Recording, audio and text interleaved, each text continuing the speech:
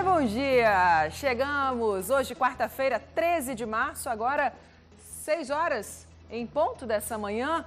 Bem-vindo, você que nos acompanha agora do litoral ao sertão do estado. Vamos lá? Subiu para 4 o número de alunos que teriam sido abusados dentro de uma escola particular aqui em João Pessoa. Ontem, os pais foram convocados para uma reunião com a direção da escola aqui na capital e eles estavam muito preocupados.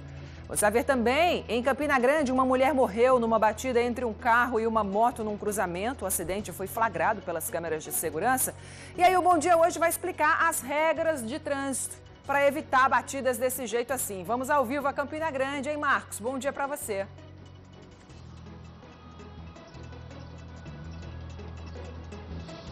Olá, Patrícia, bom dia a todo mundo. Estou aqui em uma rotatória bastante movimentada aqui de Campina Grande, fica perto do Açude Velho. Vou estar conversando com um especialista em trânsito que vai ajudar a gente a explicar, afinal de contas, qual é a preferência, quais são as regras, na verdade, para as pessoas que precisam circular nessa região e evitar acidentes. Muita gente não sabe, por exemplo, ó, que placa é essa aqui ou essa outra. Então, pare o que você está fazendo. Dê total preferência a gente, porque daqui a pouco tem muita informação. É com você, Patrícia. Até já, Marcos, te espero. Política, contagem regressiva para a nova eleição em Cabedelo. Depois da dança das cadeiras no comando da prefeitura, agora os moradores é que vão escolher quem vai comandar a cidade no próximo domingo. E ainda, um decreto federal vai fazer agora com que o cidadão possa apresentar o CPF no lugar de outros documentos. Silvia Torres, bom dia para você. Bom dia, Patrícia. Isso mesmo. Ontem foi publicado no Diário Oficial da União um decreto assinado pelo presidente Jair Bolsonaro que classifica o CPF como o documento suficiente substitutivo para que o cidadão ele tenha acesso a dados e serviços públicos. A gente daqui a pouquinho vai detalhar mais como é que isso deve funcionar na prática, mas a ideia é simplificar, é evitar a burocracia, viu, Patrícia? Valeu, viu, Silvia? Eu espero você já aqui no Bom Dia. Para você que é pai e mãe, está tendo dificuldades para fazer o seu filho comer bem, atenção, aqui no estúdio hoje, nosso papo é com um médico pediatra que vai tirar todas as suas dúvidas. No quadro Paraíba Rural, a gente mostra o exemplo de um agricultor que, além de tirar o sustento da terra, ainda se preocupa com a preservação da natureza. E é hoje o jogo do ano para o Botafogo da Paraíba. Caco Marques, bom dia para você. Oi, Patrícia, bom dia para você, bom dia para todo mundo ligado aqui no Bom Dia Paraíba. Vamos lá, quarta-feira, dia de Copa do Brasil. Botafogo e Londrina logo mais, 7h15 da noite no Almeidão.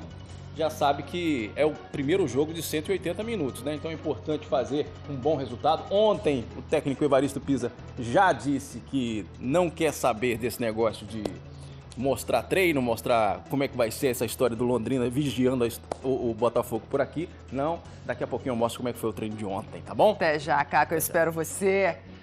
Vem com a gente, o Bom Dia Paraíba desta quarta-feira está começando agora.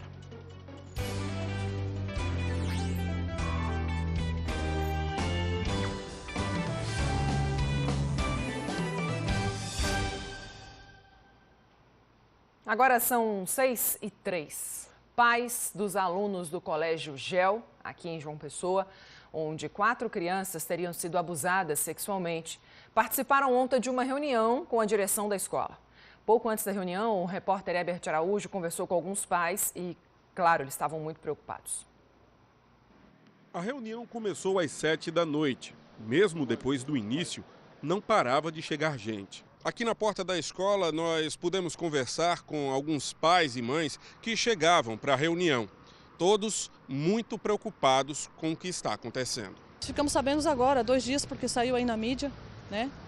E isso aconteceu em maio do ano passado, quer dizer, é muito tempo. Nós rematriculamos o nosso filho nesse colégio e nós estamos assustados, é muito preocupante. A nossa ideia, inclusive, é tirar o nosso filho do colégio. A gente recebeu a notícia com muita preocupação, né? Até porque, assim, uma vez que a gente deixa a criança na escola, a gente entende que ela está num lugar seguro. Mas a gente vem acompanhando as notícias, né, que vem passando e as medidas que estão sendo tomadas pela escola. Este pai lembrou que as consequências para as crianças violentadas são muito graves. para e pensa sobre a criança que sofreu um abuso dessa natureza ou qualquer outra pessoa que tenha sofrido, se isso não é uma tatuagem eterna. Você acha que a psicologia vai resolver? Você acha que a ciência resolve um trauma dessa natureza? A gente não consegue saber quem nós somos em muitas situações. Imagina quem sofre um abuso dessa natureza. Então estamos o quê? Em vez de plantando sementes boas para colher bons frutos, estamos falhando de ponta a ponta em um sistema colapsado. É isso que está acontecendo hoje na nossa educação. Isso aqui é a ponta de um iceberg. Desde que 3 adolescentes foram apreendidos porque, segundo a polícia, teriam violentado 2 alunos de 8 e 10 anos, as imagens dos supostos autores, que têm entre 14 e 17 anos, passaram a circular nas redes sociais. Este advogado lembra que, apesar da gravidade dos atos, compartilhar as imagens dos adolescentes pode causar problemas para a investigação, para as vítimas e para quem compartilhou as fotos. Existe uma proteção específica pelo Estatuto da Criança e do Adolescente que veda a publicação desse tipo de imagem, prevendo até multa que pode chegar a mais de R$40 mil. Além também da lei dos crimes cibernéticos, que impedem a publicação de imagens sem a devida autorização do indivíduo. Em caso de crimes, tem uma questão ainda pior. Nos impede de avançar, por exemplo, com as investigações. A partir do momento que os infratores são expostos, outras vítimas se sentem tolhidas no desejo de fazer a denúncia, instiga a sociedade à autotutela. Essas pessoas devem sim ser penalizadas, sofrer as sanções legais cabíveis, mas a investigação, acima de tudo, tem que ser preservada através da preservação da imagem desses indivíduos. Entre os pais e mães, há opiniões diferentes. Realmente foram algumas fotos divulgadas e paciência. Outros menores, que a gente sabe que hoje em dia, não tendo um nível econômico, né, do porte de pessoas que estudam aqui, também são expostas diariamente. Mas eu também quero deixar aqui a minha solidariedade com esses pais, porque eu sei que isso é uma indignação muito grande, né? Apesar que não deixou de servir para um alerta geral, não só dessa instituição, mas de todo o Brasil e aonde esse caso alcançar. E não concordo com o compartilhamento, não. Tem que se respeitar uma lei que existe de proteção do menor. Então, não acho de fato correto, até porque o processo corre em segredo de justiça e todas as informações que a gente tem são especulações. O advogado Aécio Farias, que representa 2 dos 3 adolescentes detidos no CEA, diz que considera um absurdo o fato das fotos dos suspeitos estarem sendo divulgadas e expostas. Ele disse ainda que tem 2 audiências marcadas na Justiça ainda esse mês, quando deve ser definido se eles continuam ou não detidos. E uma outra informação, o 4º adolescente envolvido nesse caso segue sendo procurado. Segundo a polícia, ele não foi encontrado ainda porque mudou de endereço. E a delegada Joana Dark espera que ele possa se apresentar espontaneamente. O Colégio GEL divulgou ontem mais uma nota sobre essas denúncias dos abusos que teriam acontecido no banheiro da escola. A direção disse que os ex-alunos e o ex-funcionário não têm mais vínculo com a escola, que a segurança foi reforçada para que episódios como esse não voltem a se repetir. Na nota, o GEL reforça também que o pai da primeira vítima procurou o Ministério Público por orientação da escola e que confia no trabalho da Justiça. Ainda nessa edição, você confere mais informações sobre esse caso, aqui no Bom Dia Paraíba. E agora a gente volta a falar sobre um problema que tem estressado muitos motoristas aqui de João Pessoa, um caso, inclusive, que a gente já mostrou aqui no Bom Dia, sobre uma obra que ninguém sabe quando que vai acabar, que está tirando a paciência de quem passa ali atrás da rodoviária, aqui em João Pessoa. Acompanhe. Tá com cara de canteiro de obras, terra por todo lado, muitos buracos, mas não tinha ninguém trabalhando não. O trecho que não está pronto foi liberado para o tráfego na semana passada. Essa é uma situação antiga, difícil encontrar um motorista que passe pela Avenida Sanhauá por trás da rodoviária de João Pessoa e não reclame. Quase todo dia eu passo por aqui, deixaram todo esburacado aqui. Isso quem paga o pato é a gente. Acaba com suspensão do carro, acaba com tudo. E Deilton é taxista. Há 8 anos passa por aqui várias vezes ao dia. Ele conhece bem cada buraco desse asfalto. Um trânsito horrível, cheio de buraco esse tempo todinho. Até agora a prefeitura não resolveu nada e a gente está sofrendo. O trecho fica no sentido João Pessoa, Bahia, e está interditado desde o dia 15 de outubro do ano passado. Naquela época, a Secretaria de Infraestrutura de João Pessoa disse que a obra de drenagem aqui da região ficaria pronta em aproximadamente 20 dias. O problema é que a espera já chega a quase 5 meses. E se for olhar direitinho, a gente encontra mais problemas. Você pode não acreditar, mas aqui tinha uma ciclovia. O canteiro virou depósito de areia e pedras. E olha só o outro sentido da pista. Tem mais buraco. Ainda tem o calçamento sem asfalto e o alerta de perigo. A galeria por onde escorre a água da chuva está sem a tampa. Imagina se alguém cai aí dentro. Para quem vai de moto, o risco é ainda maior. Tá cheio de buraco. Tá tudo cheio de buraco de novo. O senhor é segurando a moto e a senhora se segurando aí atrás? Com certeza, não tenha dúvida, viu? Não voa. Em nota, a CEINFRA disse que esse serviço de recapeamento da Avenida Sayomar deve começar semana que vem. E foi publicado no Diário Oficial da União um decreto que vai fazer com que o cidadão possa apresentar o CPF no lugar de documentos como carteira de trabalho, PIS, PASEP. Silvia Torres ao vivo tem os detalhes de como isso vai funcionar. Diga lá, Silvinha. Oi, Patrícia, mais uma vez bom dia. Como você já mencionou, foi publicado aí esse decreto de número 9.723. Ele foi publicado ontem no Diário Oficial da União. O decreto assinado pelo presidente da República. E a ideia do governo federal é evitar a burocracia estatal, né? É simplificar o atendimento, o fornecimento de dados e serviços no âmbito federal. Então, você já deu a deixa de como é que a coisa mais ou menos vai funcionar. Ele vai substituir, então, os outros documentos, os outros números, né? Como carteira de trabalho também, PIS, PASEP, enfim, até a carteira de habilitação, alguma exigência do número da carteira, o CPF vai estar lá para substituir tudo isso. Veja bem alguns exemplos, né? De repente você precisa de documentos, né? Apresentar documentos para fazer matrículas em instituições públicas federais, não é? De ensino superior. Daí apresenta o CPF. Certificados de alistamento militar também para ter acesso aos certificados. Reservista, dispensa de incorporação ou de isenção do serviço militar, além dos registros de inscrição em conselhos de fiscalização de profissão regulamentada, do número de inscrição no Cadastro Único para Programas Sociais do Governo Federal, apresenta lá o CPF e demais números de inscrição existentes em bases de dados públicas federais. Olha só, os órgãos e as entidades da administração pública federal, eles terão 3 meses, tá, para se adequar, para adequar os sistemas e procedimentos, tá? Então, para que o cidadão ele tenha esse atendimento na totalidade, tá? E 1 ano para consolidar os cadastros e as bases de dados a partir do número do CPF.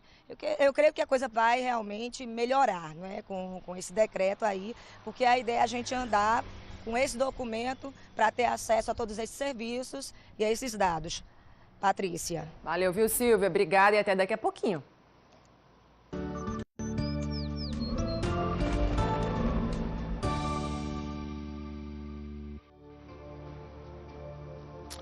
A maré vai marcar 2 metros daqui a pouco, às 8h30 da manhã. 20 para as 3 vai baixando para 70 centímetros, sobe de novo para 1,90 m depois das 9 horas da noite. Temos aí imagens ao vivo agora de João Pessoa. Amanhecendo neste meio de semana, a mínima prevista para toda a região do litoral é de 25 e a máxima não deve passar dos 20. Essa é uma imagem da câmera instalada aqui no alto da torre da TV Cabo Branco. A previsão para a capital e as outras cidades da faixa litorânea do estado é de tempo nublado, com possibilidade de chuva a qualquer hora, segundo a ESA.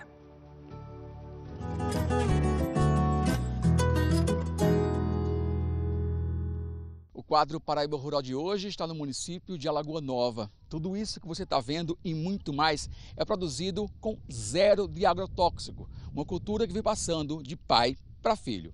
É verde a perder de vista. Seu Inácio cuida de perto de tudo que construiu nas últimas décadas. Em pouco mais de 10 hectares, ele produz de tudo um pouco. Oferece emprego a cerca de 30 famílias, e isso sem usar uma gota de agrotóxico. Mas nem sempre foi assim. O agricultor conta que não usar veneno foi um ensinamento que ele aprendeu com o pai, mas chegou a desrespeitar isso. Por causa que eu fiz um empréstimo pelo banco, E o banco credenciava que a gente tinha que comprar os insumos. Aí a gente comprava para poder tirar as parcelas. Aí fiquemos amarrados nessa linha, né? Mas que antes nunca se usava nada de química. Aqui tudo é produzido da forma mais natural possível. Aqui, por exemplo, está esterco de gado, que é usado como adubo na plantação. Mas tem um outro detalhe. Acho que você percebeu que eu estou falando um pouco baixo, né? Isso é um pedido do seu Inácio. O pessoal trabalha no mais absoluto silêncio. Pode até conversar em alguns momentos, mas o mais baixinho possível. Isso tudo por uma coisa. Vê se você consegue ouvir.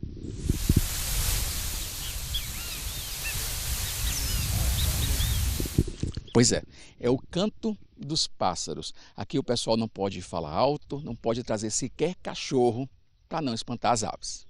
E o que eu recomendo aqui, que tem que ter silêncio para os pássaros, a gente ouvir o canto do pássaro, ouvir a natureza, que é que nós convivemos nela. Ainda existem outras regras seguidas à risca. Os trabalhadores que passam o dia na propriedade precisam ter o maior cuidado com o lixo, principalmente com sacolas plásticas. É que seu Inácio não aceita nenhum tipo de agressão à natureza. De não ter sacola, de não ter essas coisas de sujeira dentro da hortaliça e fazer o manejo tudo por o que ele quer, né? Que exija orgânico, né? Que é tudo limpinho, tudo sem ter poluição, sem ter negócio sacola, saco plástico, lixo, essas coisas. Se tiver alguma sacola, o que acontece? Outros que são mais velhos, já vai passando para os outros aí, vai tirando daqui, vai colocando no lugar do lixo, certo? Que é para não ficar dentro da verdura, né, da hortaliça. Se nós, pessoa humana, tivesse descoberto o que eu descobri com meus 70 anos, eles não era da maneira que nós estamos vendo hoje. A demanda de plástico espalhada aí em todo sítio é uma vergonha nacional. É a conscientização de cada um. Eu acredito que se o homem doesse no bolso dele, quando ele soltasse uma sacola de plástico no meio ambiente, era muito bom para ele saber respeitar a natureza. Plástico por aqui, só os das mangueiras de gotejamento, que é a forma usada para irrigar a terra. Tanto cuidado está sendo recompensado. Na propriedade, todos os meses são produzidas toneladas de verduras e legumes sem uma gota de agrotóxico. Uma parte fica para o comércio interno e a outra segue para estados vizinhos. Tudo é lavado e embalado. E é aí que entra uma mãozinha da tecnologia. Para agregar valor, na embalagem vai impresso um QR Code, que dá acesso a várias informações sobre a produção. De quem produziu, a partir das informações de caderno de campo, a gente tem as informações do produtor, o tempo de produção, a distribuição, o destino e o mapa também da empresa, né? Hoje, seu Inácio dá até palestra falando do trabalho que faz em Alagoa Nova e de como o respeito pela terra vem gerando bons e nutritivos frutos. E eu defendo a natureza. Com muito respeito, com muito carinho, com muita dignidade, pé no chão, lutando para dar sustento à pessoa humana com produtos saudáveis e alimentando eu e quem me trabalha. O quadro Paraíba Rural de hoje vai ficando por aqui, mas você pode participar mandando sua sugestão de reportagem. Pode ser pelo telefone ou também através do e-mail paraibarural@cabobranco.tv.br.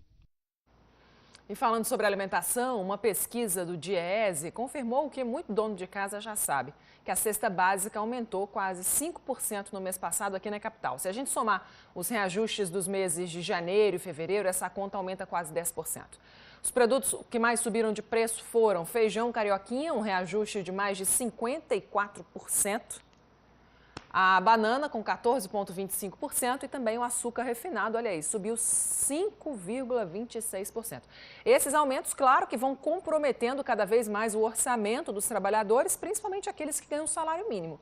Segundo o DIEESE, em janeiro, quem ganhava o mínimo gastava cerca de 39%, só com a cesta básica. No mês passado, esse percentual subiu para 41%. E algumas novidades foram anunciadas pelo INEP para o Enem 2019. A partir desse ano, a prova vai ter uma nova diagramação para diminuir o número de páginas. O INEP também vai mudar a ficha para a coleta de dado biométrico. Antes era usada uma lâmina individual e esse ano vai ser uma esponja que coleta a digital do candidato, pode ser usada mais de 3 vezes. A terceira e última mudança anunciada foi com relação à capacitação dos colaboradores que trabalham no Enem. Até o ano passado, os treinamentos eram presenciais e à distância. A partir desse ano, essas capacitações vão ser feitas principalmente à distância. Hora do primeiro intervalo aqui no Bom Dia. Daqui a pouquinho, a gente está de volta com informações sobre um acidente ontem em Campina que terminou com a morte de uma mulher. E as câmeras de segurança mostram como tudo aconteceu. Você vai ver também outras informações sobre o caso dos alunos abusados dentro de um colégio aqui na capital. Agora teria subido para 4 o número de vítimas. No sertão da Paraíba, enterrado o corpo da paraibana morta a facadas em São Paulo, em mais um caso de feminicídio. Na política, a volta dos trabalhos na Câmara de Vereadores de Campina Grande e também a contagem regressiva para as eleições em Cabedelo no próximo domingo. São 4 candidatos.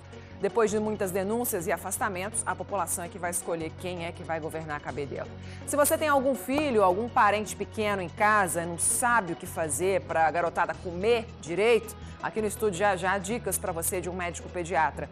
Manda sua pergunta pelo nosso WhatsApp 981819700. Esse é o nosso número, tá aí. E no esporte, Caco Marques traz as informações de como que tá o Botafogo para o jogo do ano, hoje, contra o Londrina. Fica com a gente, daqui a pouquinho a gente volta, 6h21.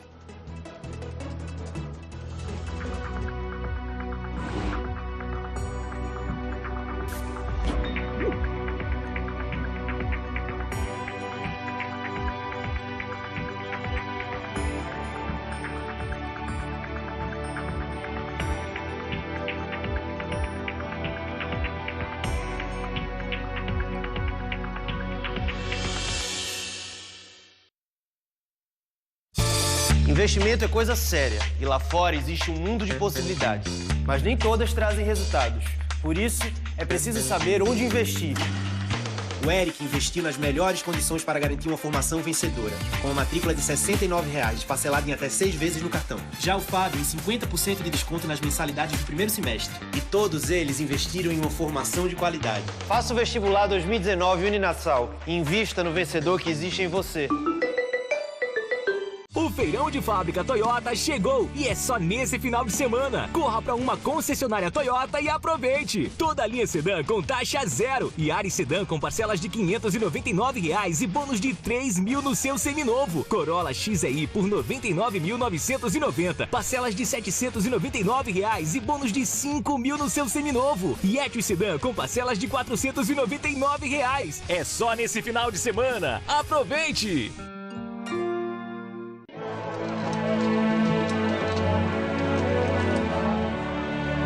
Eu é que decido como e quando se deve morrer. Só Roma pode matar.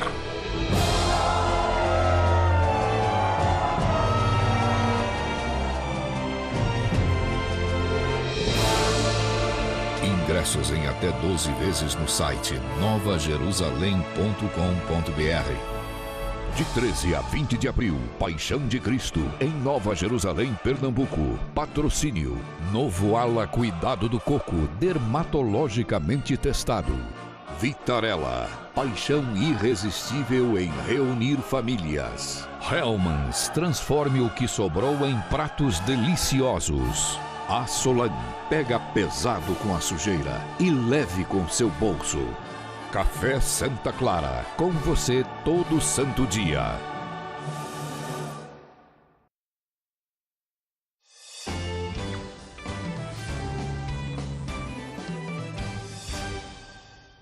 Estamos de volta. Em Campina Grande, um acidente entre um carro e uma moto deixou uma mulher morta e um homem ferido ontem à noite. As imagens de circuitos de segurança flagraram tudo. O homem e a mulher foram arremessados e o capacete dela voou. De acordo com a sinalização, o motociclista é que deveria ter parado, mas não parou. E aí o carro que passava atingiu a moto em cheio.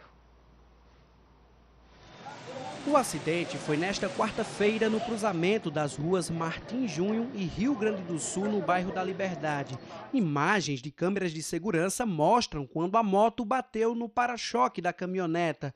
Na moto estava um casal. A professora Cristina Oliveira vinha na garupa da moto e morreu. E o namorado dela, Diego dos Santos Ferreira, que pilotava, ficou ferido.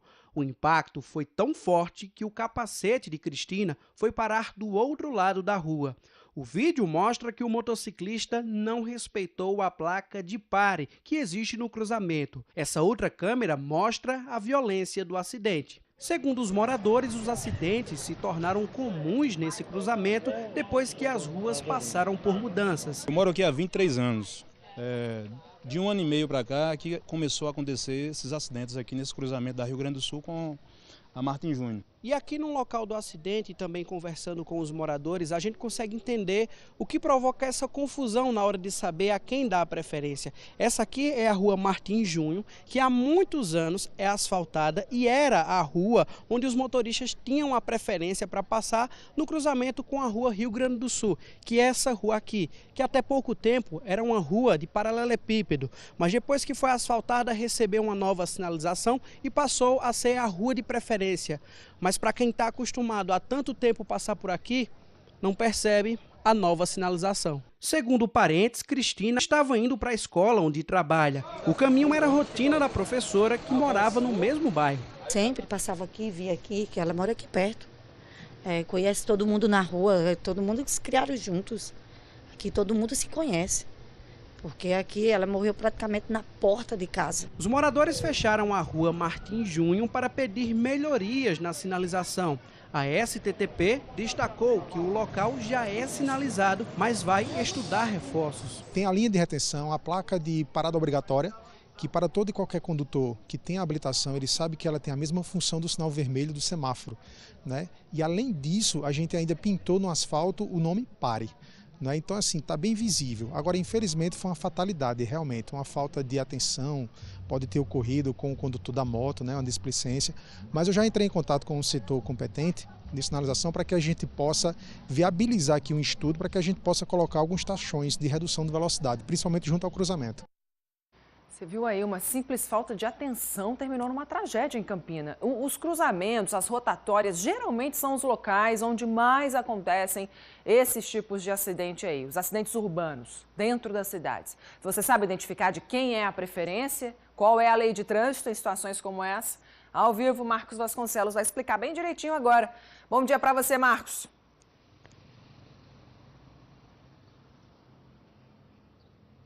Olá, Patrícia, bom dia mais uma vez. Isso mesmo, vamos dar algumas dicas de trânsito aqui do Bom Dia Paraíba para ajudar o pessoal de casa, né, que inclusive deve estar saindo daqui a poucos instantes de casa. Eu estou com Josenilda Lira, ela que é instrutora de trânsito aqui em Campina Grande, que vai dar essa aula para a gente. Estamos numa rotatória aqui bem conhecida de Campina Grande, perto do Açude Velho. Como é que os motoristas devem se comportar? Bem, Marcos, quem está na rotatória, isso é o motorista e o piloto defensivo. A vez é de quem está, a preferência é de quem está circulando pela rotatória. Quem vai entrar na rotatória, ele tem que ter um intervalo de tempo, né? Ver qual o momento certo e adequado para ele entrar na rotatória. Cabe também o motorista ou o piloto que esteja dentro da rotatória sinalizar sua intenção, se vai continuar circulando na rotatória ou se vai sair da rotatória, até porque quem vai entrar já sabe o momento exato que vai estar entrando nessa rotatória, então aí vai evitar muitos acidentes. A gente percebe aqui que a rotatória ela é totalmente sinalizada. Damião vai mostrar aquela placa que tem ali, é um triângulo de cabeça para baixo. E enquanto a gente estava mostrando a outra imagem, eu percebi que o motorista de caminhão, onde tem essa placa, vinha um veículo, ele não respeitou. Explica que placa é aquela? Sim, essa de dê a preferência, se você verificar, o formato dela é diferente da demais. Então, se tem a preferência e não tem a de pare, não necessariamente ele parar para entrar na rotatória. Né? Porém, ele tem que dar a preferência aos que já estão dentro da rotatória. Lógico e evidente que se não tem a de pare, vai dar a preferência, mas ele vai ver se tem condição dele entrar na rotatória. Então, preferencialmente, ele dê a preferência a quem está circulando. Saindo das rotatórias, vamos para os cruzamentos, onde acontecem muitos acidentes. qual deve ser então a condução? Bem, do motorista e do piloto de sinalização. Vai estar, a maioria dos cruzamentos vai ter a placa de dê a preferência e ter a de pare. Então, obedece à sinalização. Os usuários da pista, tá? Sinalização não tem. Eu acho que o microfone estava falhando um pouquinho, né? Talvez comprometesse um pouquinho o entendimento ali do que Marcos estava falando, mas a gente tenta estabelecer esse contato já, para a gente ter essas informações aí sobre o que dizem as leis de trânsito, sobre os casos de rotatórias, giradouros em algumas cidades onde acontecem muitos acidentes de trânsito.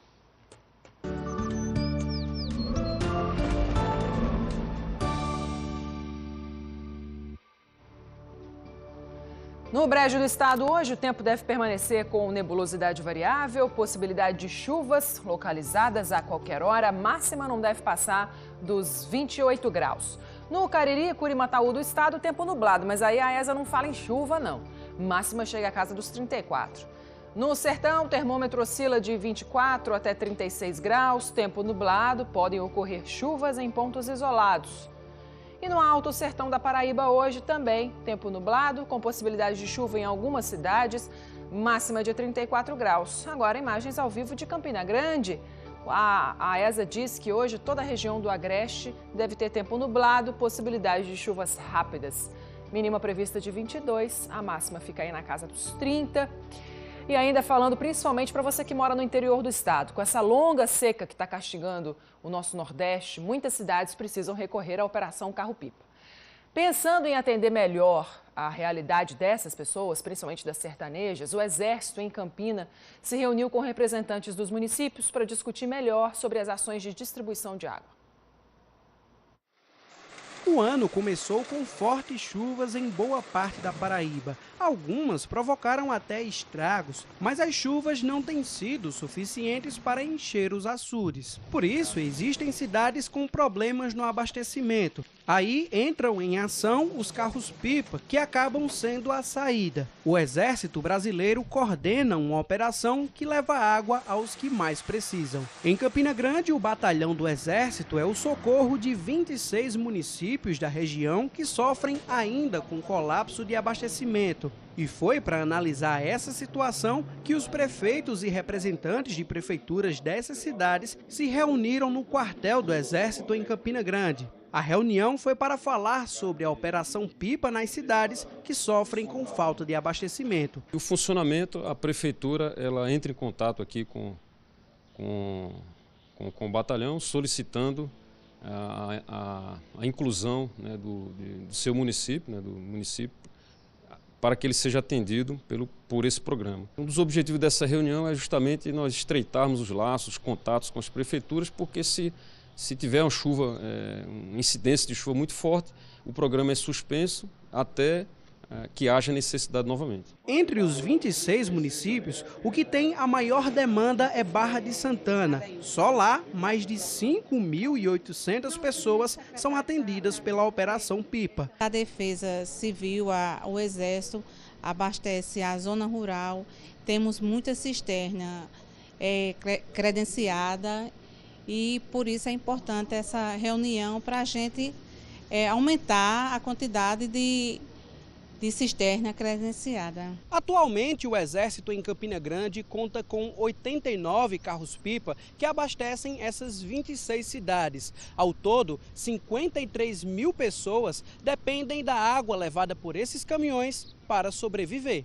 E se a população é a prioridade, o Exército também disponibiliza uma linha telefônica para informações e denúncias. O número é 0800 95 80 005. E olha, a gente vai mudar de assunto agora para falar sobre saúde, porque se tem uma questão muito delicada para quase todo mundo que é pai e mãe, é fazer o filho comer, não é? A tal da introdução alimentar com o passar dos anos. É de enlouquecer qualquer um. E é sobre isso que a gente conversa agora aqui no estúdio com o médico pediatra, doutor Flávio Melo. Bom dia, doutor. Seja bem-vindo. Bom dia, Patrícia. Aqui é o Bom Dia. Eu imagino que tem crianças que comam naturalmente melhor, né? E outras tenham dificuldade. Esse momento acontece geralmente em que faixa etária? Veja, quando o bebê está em aleitamento exclusivo ou, se for o caso, uso de fórmula, ao redor dos 6 meses nós iniciamos a introdução alimentar. Certo, até lá, tudo bem Até a criança lá, se alimentar só com leite materno. Preferencialmente o leite materno exclusivo, e se for o caso, na impossibilidade do leite materno exclusivo, o uso de uma fórmula infantil. E aí vai frutinha, o que A partir dos 6 meses nós iniciamos. É muito importante dizer que, além do pediatra, o nutricionista deve e pode entrar nesse momento para auxiliar, é um profissional extremamente qualificado para isso, para trabalhar em equipe. E nós começamos com uma variedade de alimentos que envolve as frutas, as hortaliças, proteínas, fontes de proteína, fontes de ferro, fontes de zinco, carboidratos, ou seja, é uma alimentação completa. Agora, para os pais, principalmente aqueles que não têm muita afinidade com a cozinha, por exemplo, é um problema você comer produtos industrializados? Como é que é? Sim, uma das coisas mais importantes é falar que a introdução alimentar é um momento de formação de hábito alimentar e que tem impacto na saúde futura. Então, uma das recomendações de nós, pediatras e da Sociedade Brasileira de Pediatria, é que nós não façamos a introdução com alimentos ultraprocessados, alimentos industrializados, e isso é muito importante para evitar doenças futuras nessa criança. Doutor, em que momento em que claro que a criança pode nascer com isso, mas em que momento que a criança tem que ser muito atenta para não haver aí uma dificuldade de introdução alimentar? Bem, primeiro tem um requisito importante. A gente tem que explicar para a mãe para não criar muitas expectativas e não ter muitas ansiedades, porque as famílias ficam com aquela expectativa que aos 6 meses a gente gira uma chave no bebê e ele começa a comer. E é uma fase, como o próprio nome diz, de apresentação do alimento, e é um processo gradativo que vai ocorrer até 1 ano de idade, para que a gente chegue naquele momento em que o bebê vai estar comendo a comida da família, né? Então, assim, eu falo que a primeira forma de dar certo é diminuir um pouco a expectativa, entender que cada bebê é único, que cada família é único e, junto com os profissionais de saúde, trabalhar esse contexto. É porque, sabe o que é? A gente fica achando que a criança vai passar fome, que a criança fica desnutrida, que ela vai ficar sem os nutrientes indispensáveis para uma criança. A criança passa fome? Não, e outra coisa muito importante para frisar é que o leite materno, no caso, as pessoas têm um conceito de que depois dos 6 meses ele não funciona, ele fica fraco, e muito pelo contrário, o leite materno até 1 ano, ele provê grande parte dos nutrientes que o bebê precisa. Sem dúvida, o bebê em aleitamento materno, junto com esses outros alimentos, não vai ficar desnutrido se a coisa funcionar direitinho. Como que deve ser o tempero dessas comidinhas? Olha, não deve se usar o sal inicialmente, até 1 ano de idade a gente deve evitar, e principalmente não usar temperos industrializados, mas está liberado o uso de temperos naturais, aqueles temperos como, por exemplo, o orégano, a sálvia, o alecrim, a cebolinha, o alho. A comida do bebê, eu falo que tem que ser gostosa. A mãe não pode provar e estar aquela comida insípida, aquela papa disforme. O bebê precisa conhecer os alimentos na sua textura, no seu sabor e na sua cor, como deve ser. Vamos lá, a gente tem umas perguntas aqui chegando, doutor, das pessoas de casa que estão participando com a gente. A primeira delas que eu vou lhe repassar é da Zelma, de Miramar, aqui em João Pessoa. Ela diz: tem uma filha de 2 anos e 4 meses, faço de tudo para ela comer, dou vitamina, tritura a comida, mesmo assim ela tem que comer à força e às vezes come muito pouco. Aí ela pergunta: o que eu faço para ela engordar? Pois é, Zelma, é importante dizer para você, eu falo que o bebê ou a criança não precisa engordar, a criança precisa crescer. Certo. Engordar pode significar problemas no futuro. Olha aí. E outra coisa importante é que exatamente no momento da introdução alimentar, que às vezes ocorrem erros na hora de oferecer o alimento, ou seja, a mãe força o alimento, a mãe faz com que o bebê coma, ele dando sinais de que ele está satisfeito, e é dentro dessa expectativa que lá na frente isso vai ter impacto. Além disso, como ela tem 2 anos e 4 meses, depois dos 2 anos, a velocidade de crescimento da criança diminui bastante, consequentemente o apetite. Então, as mães acostumadas com aquele bebê meio faminto, chega nessa hora de está acontecendo algum problema, porque ele não está querendo comer, não está comendo mais a mesma quantidade, mas isso é reflexo de uma menor necessidade de alimento. Denilson de Patos diz: tenho 2 filhos de 6 anos, eles não comem carne nem verdura, o que eu devo fazer? Bem, Denilson, não comer carne, no caso aí se forem todas as fontes de proteína, não sei se você está falando da carne vermelha ou das outras, pode impactar no risco de desenvolvimento de anemia e de ter deficiência de zinco, que também impacta no crescimento e na questão da criança desenvolver anemia, e é uma preocupação dos pais. Então, é preciso ser avaliado isso com o nutricionista e com o pediatra, e às vezes até com solicitação de exames, para a gente identificar se não tem um problema que está impedindo isso e a gente suplementar se for necessário. Muitas vezes os pais, eles dizem assim, botam um prato e a expectativa é que eles comam o prato todo, e dizem, tem que bater o prato, quero ver comer tudo, raspar o prato, menino. Isso pode ser algum problema, inclusive do ponto de vista psicológico, futuramente? Sim, eu acho que é importante, dentro dessa história de diminuir as expectativas, que os pais entendam que o bebê, ele no início, ele vai comer pouquinho mesmo. Eu falo que ele cospe mais do que come. E a gente cria uma expectativa de quantidade. Eu falo, começa a dar errado se você determina uma quantidade para o bebê comer. É importante que no acompanhamento seja visto o crescimento e desenvolvimento, e se ele estiver bom, é porque está dando certo do jeito que está. Então, não precisa criar essa ideia de que precisa ficar gordinho, que precisa crescer, que o bebê precisa ficar aquele bebê tradicionalmente das propagandas, que é bem cheinho. Não é um problema, não, né, é doutor? Cada criança tem uma Exatamente. compleição. A pergunta do Silvino, ele diz, meu filho ama chocolate, biscoito e sorvete. Sei que também não vou conseguir negar para sempre. Mas qual deve ser o limite diário para consumo dessas substâncias? Eu falo que tem uma regra que eu digo que a gente tem que buscar o 80/20, que é se a gente conseguir 80% do tempo fazer uma alimentação adequada, não serão aqueles eventuais 20% de 1 ou 2 refeições que vão dar problema. Porém, lembrando que abaixo dos 2 anos esses alimentos não devem ser oferecidos de jeito nenhum.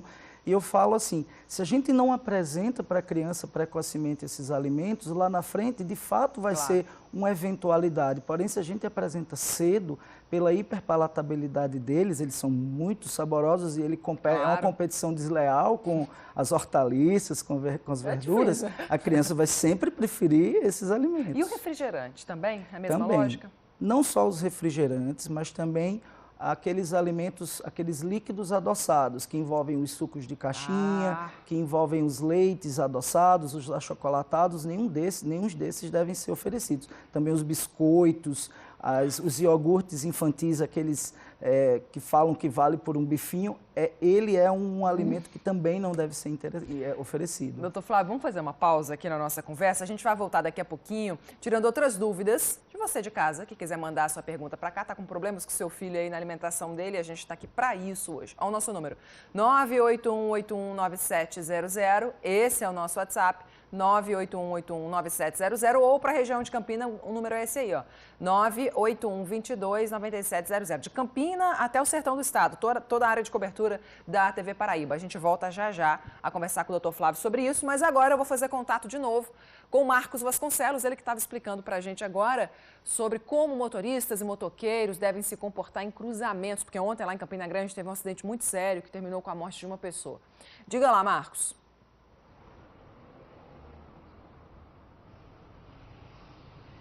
Isso mesmo, Patrícia. Voltando então, a gente falou no último bloco sobre a questão das rotatórias. Vamos falar agora dos cruzamentos, como você bem disse, voltando com Josenilda Lira, instrutora de trânsito, como o motorista então deve se comportar em cruzamentos, que a gente sabe, é onde normalmente acontecem acidentes. A maioria dos acidentes acontece, de fato, em cruzamentos, Marcos.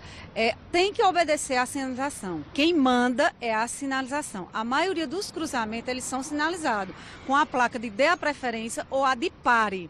Então, obedece à sinalização, é quem está mandando no cruzamento, tá?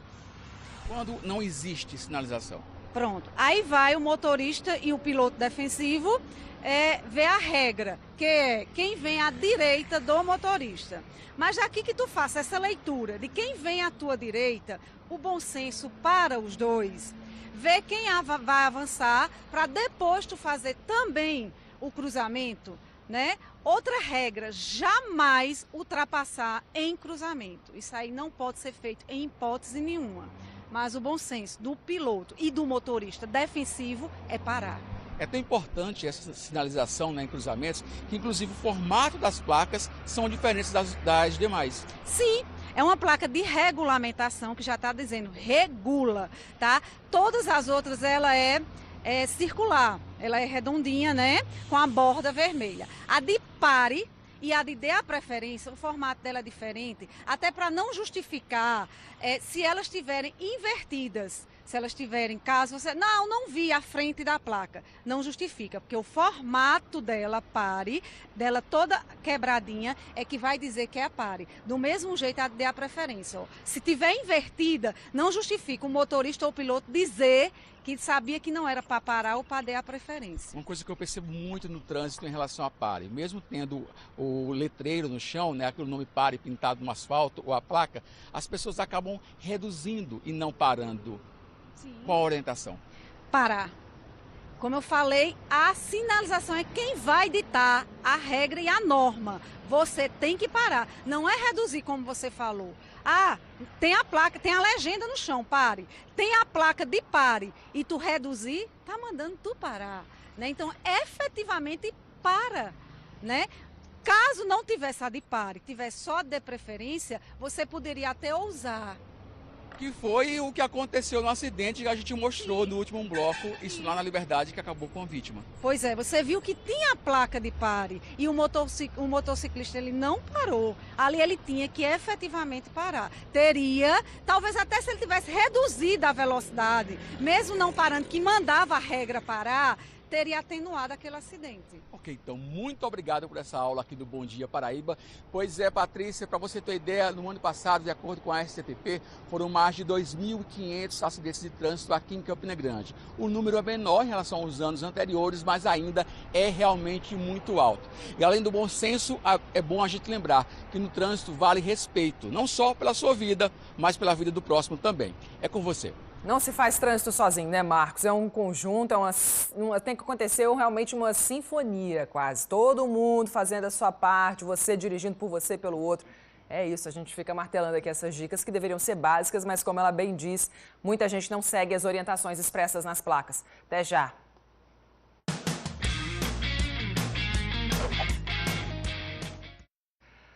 Claro que o nosso papo sobre o esporte hoje começa com destaque para a Copa do Brasil. Caco Marques, bom dia para você. Bom dia, Patrícia, mais uma vez. Bom dia para todo mundo ligado aqui no Bom Dia Paraíba. Pois é, Copa do Brasil hoje, né?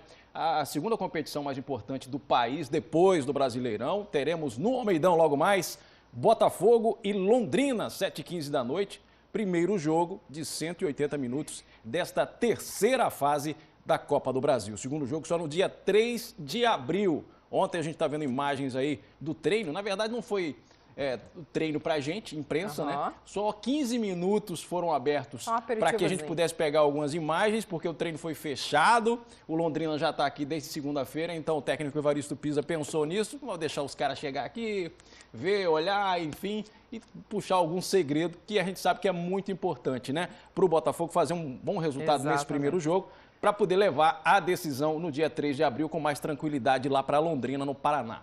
Parte da arquibancada, inclusive, já foi, da arquibancada sombra, né, foi interditada, porque as obras da Marquise ainda não foram concluídas. A gente lembra que um pedaço do concreto caiu num torcedor no jogo entre Botafogo e CSP pelo Campeonato Paraibano. Então, houve um isolamento, tá certo? Promessa, mesmo assim, de um bom público logo mais no Almeidão para essa primeira partida da terceira fase da Copa do Brasil entre Botafogo e Londrina. Tá bom, Patrícia Rocha? Falar em Londrina, no basquete ontem, teve também o Londrina contra um time paraibano. Rodada da Liga Ouro. Basquete Unifacisa conseguiu vencer fora de casa. Depois de 4 derrotas seguidas, né? Vitória sobre o Londrina, líder da Liga Ouro que é a divisão de acesso ao NBB, o Novo Basquete Brasil. Placar de 54 para o Londrina, 70 para o Unifacisa. O jogo foi lá no Moringão, em Londrina. O time paraibano volta à quadra amanhã contra o Campo Mourão. Está fazendo um tour no Paraná, né? Jogou contra o Pato Branco.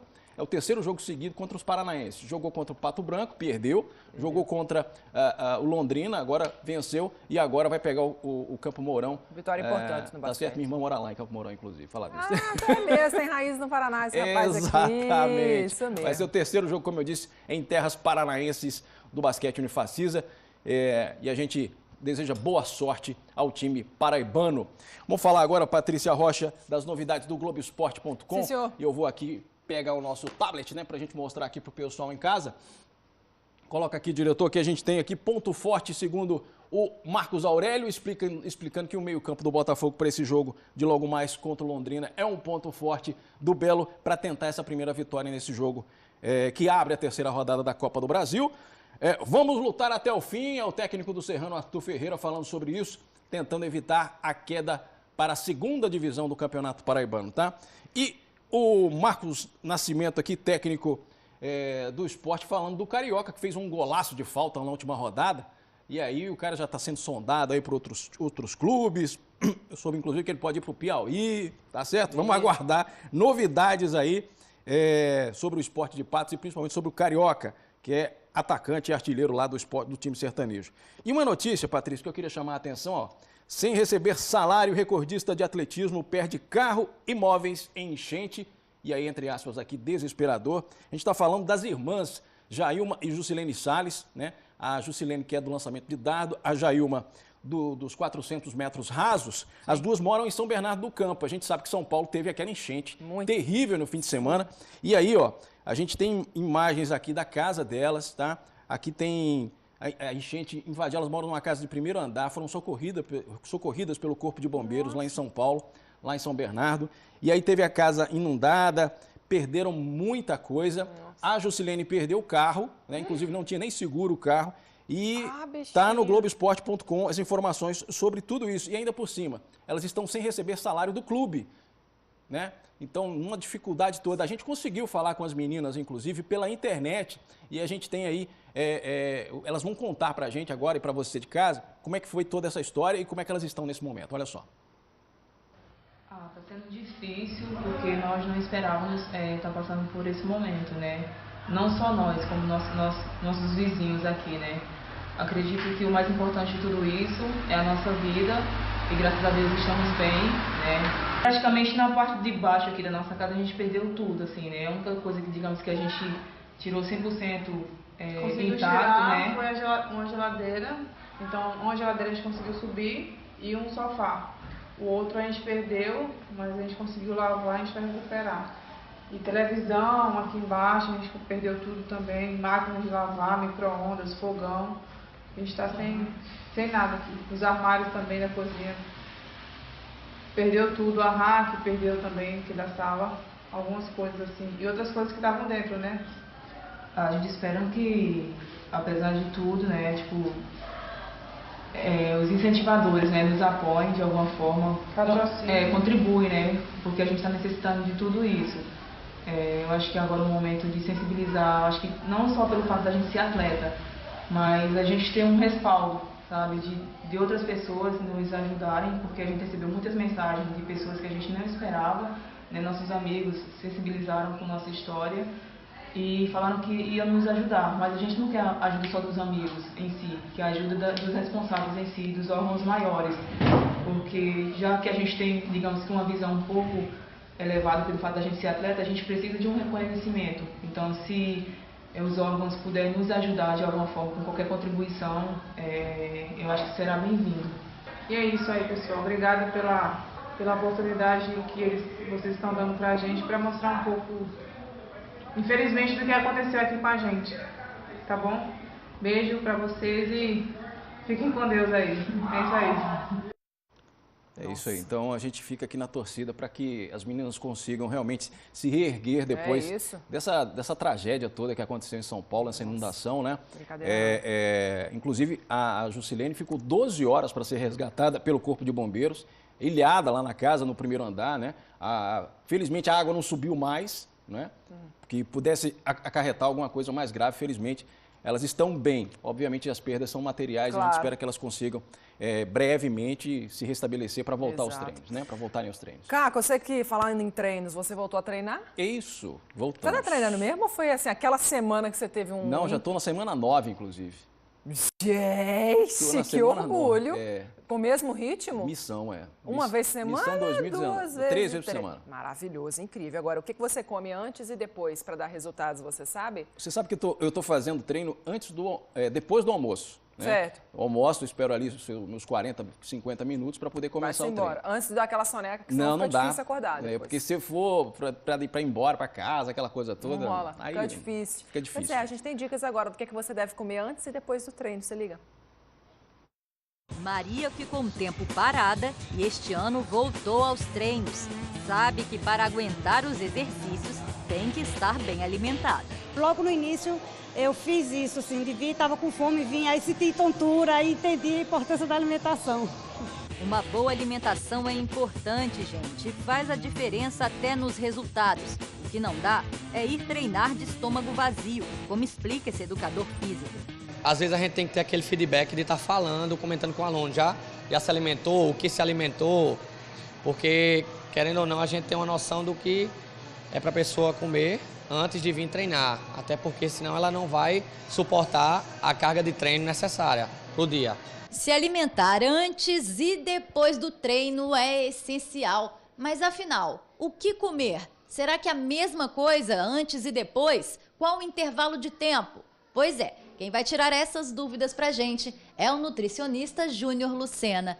Júnior, explica pra gente como é que funciona isso. Qual o intervalo de tempo que a gente tem que comer antes de treinar, por exemplo? É uma dúvida bem recorrente dos praticantes de atividade física.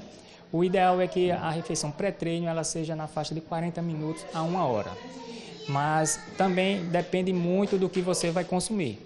Então, o que vai ser consumido no pré-treino, geralmente são carboidratos mais simples, que são carboidratos de alto índice glicêmico, que tem uma velocidade de absorção mais rápida, como banana, como a própria uva, como manga. Existem alguns alimentos bem interessantes, como a própria tapioca.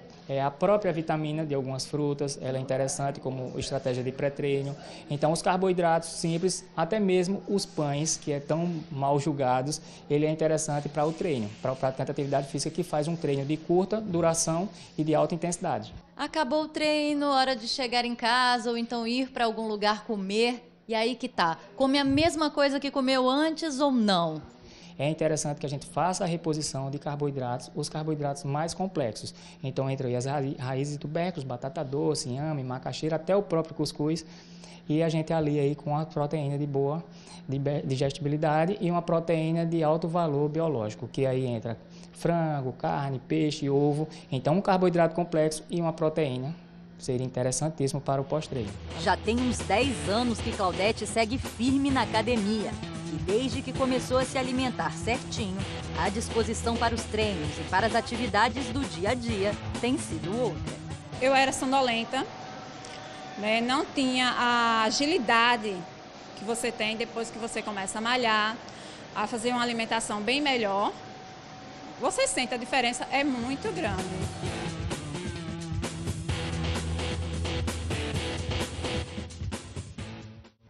Nota 9 para mim. Pelo que falou o Júnior Lucena ali, nota 9 para mim pelo que eu estou fazendo, antes e pós-treino. Para um iniciante, né, uma pessoa que esteve nessa vida e aí largou, abandonou, foi para a orgia gastronômica, aí voltou agora, tá tudo certo. Acontece. Tá muito bem. Semana 9, gente. Semana 9. Maravilhoso, incrível. E nem tá perto do verão ainda. Caco, obrigada, viu? Até já. Até já, gente. Gente, mais uma pausa aqui no Bom Dia. Depois do intervalo, a gente traz informações para você sobre o caso que chocou a população aqui de João Pessoa, dos alunos que teriam sido abusados dentro de um colégio. Agora subiu para 4 o número de vítimas. No Sertão, os familiares de uma paraibana morta em São Paulo se despediram dela ontem. Muita revolta também em torno desse caso. Hoje termina o prazo de inscrição para o programa de intercâmbio Giramundo. A gente te explica já já como faz para se inscrever. Laerte Cerqueira traz os bastidores da política. Em Campina, a Câmara Municipal voltou a realizar sessões depois de um longo recesso. E em Cabedelo, aqui na Grande João Pessoa, a população vai às urnas no próximo fim de semana escolher quem vai governar a cidade. São 4 candidatos. E ainda um exemplo de sustentabilidade, um parquinho feito com pneus usados que iriam para o lixo. 6 horas e 58 minutos dessa manhã. Um bom dia, volta já.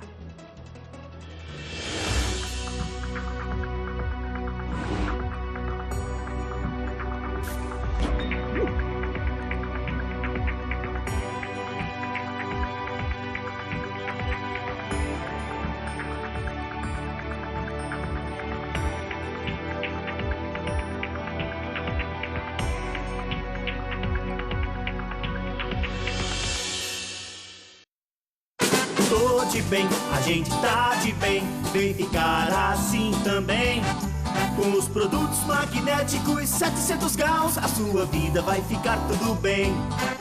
Mais conforto pra você, qualidade e bem-estar, alegria de viver. Tô de de bem, a gente tá de bem. Produtos magnéticos 700 Gauss. Há mais de 20 anos, contribuindo com a sua qualidade de vida. Os produtos magnéticos 700 Gauss, a sua vida vai ficar tudo bem. 16 de março está chegando e um lindo Toyota pode ser seu. Confira. Lava roupas Omo 2 kg bag por R$ 12,98. Carne patinho quilo bife ou pedaço por R$ 21,98. Fraldas descartáveis Pompom, a segunda unidade sai por R$ 12,99. Vem pro Ideal. Há 40 anos, o Sistema Apivida cuida bem de você. Por isso, oferece uma rede exclusiva de atendimento para você. Só na Paraíba, são clínicas, centros de diagnóstico por imagem e coleta laboratorial, além do Hospital Geral da Paraíba em João Pessoa, que oferece tecnologia de ponta e modernas instalações. Porque o nosso desejo é que você tenha saúde para alcançar seus sonhos. Cuida bem de mim. Apivida. Faz bem para você.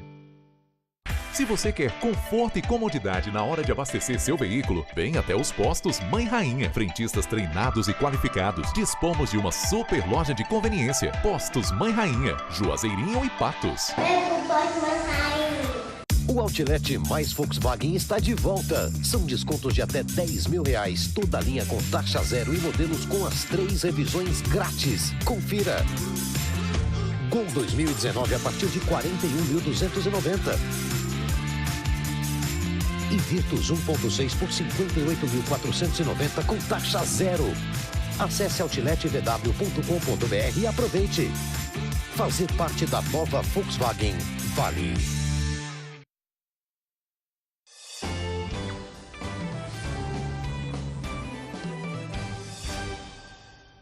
Estamos de volta, vamos direto falar com o Danilo Alves, que está na Central de Polícia. Tem informações para a gente sobre um homem que foi espancado no bairro do Valentina Figueiredo, zona sul aqui da capital. E segundo testemunhas, esse homem estaria fazendo assaltos ali na região. É isso, Danilo? Bom dia para você. Foi isso sim, Patrícia. Bom dia para você, para todo mundo. Luiz Henrique Ferreira da Silva tem 26 anos. De acordo com a Polícia Militar, ele estava realizando vários assaltos ali no Valentina durante a noite e início de madrugada. Quando ele estava prestes a fazer mais uma vítima, uma mulher que estava na rua, lá no bairro, outras pessoas perceberam a ação e reagiram. Os populares terminaram espancando o suspeito, que ficou bastante ferido. Logo depois, a Polícia Militar foi acionada, pegou esse homem e levou para o hospital de trauma. Ele ficou internado durante toda a madrugada. Agora há pouco ele voltou do hospital de trauma aqui para a Central de Polícia e a gente estava vendo que ele estava bastante machucado, mancando muito, com a cabeça toda enfaixada, e agora ele está na carceragem aqui da Central. Mais tarde vai passar por uma audiência de custódia. Inclusive, de acordo com a PM, ele já tinha um mandado de prisão em aberto, ele já estava sendo procurado pela polícia. Algumas das vítimas desses roubos que esse suspeito fez durante a madrugada vieram até a Central de Polícia e recuperaram esses pertences. Mas agora a gente faz um destaque aí para a população. A gente sabe da revolta com relação à violência, essa sensação de insegurança, e às vezes as pessoas terminam reagindo, mas a gente destaca, é muito perigoso, é melhor chamar a polícia. Chama a Polícia Militar quando você perceber uma ação desse tipo, porque aí os policiais sabem o que fazer e sabem como agir, e aí você termina tendo mais segurança em situações como essa que aconteceu no bairro do Valentina durante a madrugada, viu, Patrícia? Então, esse suspeito está aqui na Central, tem 26 anos de idade, já existia um mandado de prisão em aberto contra ele, mas ontem, ainda durante a madrugada de hoje, na verdade, ele foi preso pela polícia depois que a população reagiu quando percebeu que ele estava praticando um assalto. É com você. Valeu, Danilo. Até daqui a pouquinho. Subiu para 4 o número de alunos que teriam sido abusados dentro do Colégio GEL, em João Pessoa. Entre os agressores está um adulto. A prisão dele foi negada quando a primeira denúncia surgiu, mas isso pode mudar. O repórter Hildebrando Neto diz pra gente que providências o Ministério Público tomou. O Ministério Público pediu a prisão preventiva do zelador da escola. E cabe agora à Justiça acolher ou não. Vale lembrar que um pedido de prisão já tinha sido negado pela Justiça no ano passado. Mas a delegada que investiga esse caso disse que o acusado está cumprindo medidas cautelares, que está se apresentando periodicamente, de tempos em tempos, à Justiça para dar esclarecimentos. Ela disse também que o acusado nega todas as acusações e falou mais. Disse que o zelador do colégio dava cobertura e também cometia os abusos. Ele criava um ambiente e ele participava. Às vezes ele olhava sem interferir, ele ficava olhando só, né? Porque ele tinha a obrigação de impedir no primeiro momento que isso acontecesse. Ele tinha obrigação. mas ele, quando ele não participava, ele ficava olhando sem interferir para que aquilo não acontecesse. E uma das vítimas fala que quando estava no banheiro, aqueles banheiros que têm ocupado o livre, ele conseguia também rodar a maçanetazinha e abusava dessa criança. Conseguia abrir e depois forçava a criança a praticar o sexo. Forçava a criança a praticar o sexo. Hildebrando Neto, para o Bom Dia Paraíba. Um quarto agressor, que também é menor de idade, ainda não foi achado pela polícia, que está aguardando que ele se apresente ou que a família dê esclarecimentos. Plínio Almeida conversou com os pais, que estão preocupados. Uma mãe assustada e cheia de angústias depois que soube dos abusos sexuais no mesmo colégio onde os 3 filhos dela estudam. Diz que mal conseguiu dormir e já amanheceu na diretoria exigindo explicações para poder entender o que aconteceu. A gente falou sobre algumas atitudes que ele já vem tomando, já estava correndo segredo de justiça, não podia alarmar, mas que internamente já foram tomadas. O funcionário foi dispensado na mesma hora. O ano passado ainda? O ano passado ainda. E as crianças que faziam esse tipo de coisas também não estudam no colégio mais. Mas é muito chato para as famílias que estão sofrendo, para a gente que tem filho aqui. No colégio, nas redes sociais, em toda a capital. O assunto gerou muita perplexidade e chocou mais ainda quando a delegada de repressão aos crimes contra a infância e a juventude revelou que não apenas um, conforme as primeiras informações, mas 4 meninos foram vítimas dos abusos. Todos de 10 anos de idade ou menos. Eu fui procurado por uma mãe de uma criança em maio do ano passado. Ela me denunciava que tinha recebido uma comunicação do colégio anunciando que a criança dela estava, perguntando se a criança dela estava com algum problema urinário, porque estava indo muito ao banheiro. E a partir daí ela foi ao colégio e em conversa lá com a direção, ela não colheu muita coisa que ela viesse a saber que o filho estava sendo abusado. Porém, em conversa com essa criança em casa, ele começou a falar, né? Ele começou a apresentar um comportamento diferente, agressivo, choroso, sem querer ir para a escola, com medo. E aí quando ela tomou conhecimento que ele estava sendo abusado... Segundo as investigações, além dos adolescentes, outra figura-chave nos abusos foi um zelador do colégio, conhecido como o tio do banheiro. O delegado titular da Infância e da Juventude diz que os inquéritos estão concluídos. Se surgir novas vítimas em relação a esse fato, que às vezes acontece diante da notícia do fato, surgirem outras vítimas que possam ter vindo a ter sido vítimas desse fato, daí a polícia vai investigar um novo procedimento para apurar o fato. No mês de janeiro aqui, todas as ocorrências foram de abusos sexuais contra crianças e adolescentes. Temos casos aqui com professores, com pastores, com motoristas de van, com as pessoas assim da inteira confiança da vítima ou dos familiares da vítima. Esta psicopedagoga diz que os pais precisam entender os sinais que podem indicar um abuso sexual. E para isso é necessário ter também a confiança dos filhos. É importante que o diálogo ele é primordial para que seja estabelecida essa confiança, tanto dos filhos quanto dos pais. Então, antes de pensar que isso possa estar acontecendo, é importante que as famílias tenham essa preocupação de sentar-se com os filhos, de instruí-los, para que a criança se sinta-se segura e confiante, para quando algo do tipo aconteça, ela sinta-se confiante para conversar com os pais, com os professores, com pessoas que estão ali ao seu redor, as pessoas que ela considera como seus cuidadores. Como nós dissemos no começo dessa edição, um assunto paralelo a esse, que está chamando a atenção de todos desde o começo da semana, é o vazamento das imagens dos meninos que até agora estão sendo apontados pela polícia como suspeitos de cometerem esses abusos contra essas 4 vítimas, contra esses 4 alunos. Essas imagens vazaram, começaram a circular pelas redes sociais. Logo no começo, o advogado que está à frente, pelo menos até agora, da defesa de 2 desses 4 suspeitos, diz que considera essa situação absurda e que vai levar à justiça porque realmente há uma vedação expressa em lei da divulgação de imagens de menores de idade. E isso não se trata de opinião de um ou de outro pai.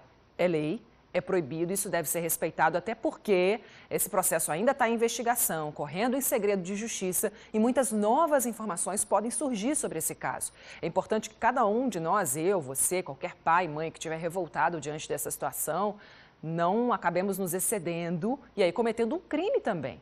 Em nota, o Colégio GEL disse pela segunda vez que os alunos e esse ex-funcionário não têm mais vínculos com a escola. Falou também que a segurança foi reforçada para que episódios como esse não voltem a acontecer.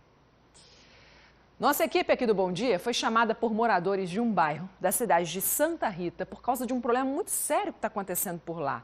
Quem pratica caminhadas num calçadão está caindo nos buracos. E está acontecendo algo muito pior, levando choque também, você imagina isso. Silvia Torres foi lá. Eu estou aqui no calçadão, ao lado da linha do trem, no centro de Santa Rita, na rua Doutor Pedrosa. Aqui várias pessoas passam logo cedinho para fazer caminhada, também no fim da tarde.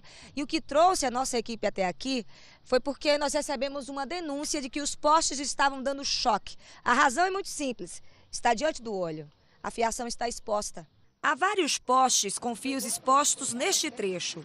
Risco para qualquer pessoa que passa por aqui. Esses postes, a ver, quando chove, dá choque. Aí fica meio difícil, fica ruim, né? E o senhor caminha até quando chove, né? É, até quando chove o caminho. Neste outro ponto, um absurdo. Fios descem por uma das paredes da vala, ao lado do calçadão. O lugar é muito frequentado por crianças e idosos.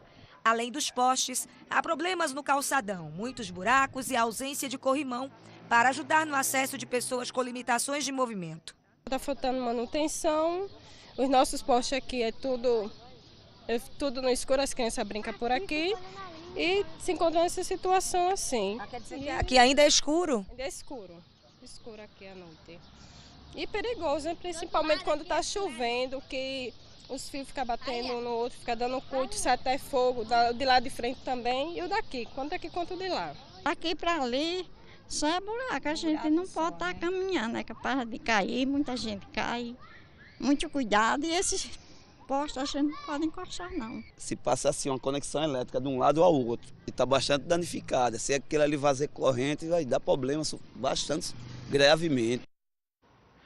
E olha, a Prefeitura de Santa Rita disse que já está tomando providências. A assessoria de comunicação informou que na semana passada foi concluído o processo de contratação da nova empresa de fornecimento de materiais para que esse problema possa ser resolvido. A gente vai esperar que, de fato, isso se solucione o quanto antes, porque me parece um risco grande para os moradores ali. O prédio do INCRA aqui na capital foi interditado parcialmente. Segundo o Ministério Público do Trabalho, ele está oferecendo risco aos trabalhadores.